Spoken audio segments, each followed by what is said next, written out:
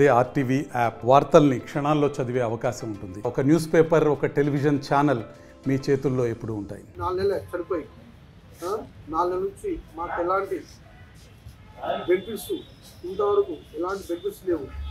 Job అన్ని కాయాలు, అన్ని submit చేసిన కాయాలన్నీ అన్ని ప్రతి ఒక్క కాయం సబ్మిట్ చేసిన జాబ్ ఇంతవరకు లేదు.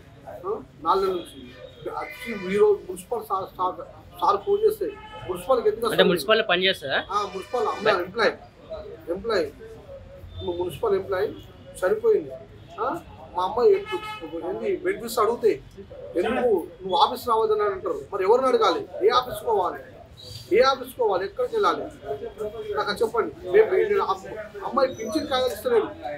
శ్రీపాలని వ్యక్తి పింఛన్ కాయలు ఇస్తే పింఛన్ చెప్పించుకుంటాడే అడుగుతూ ఇస్తలేడు.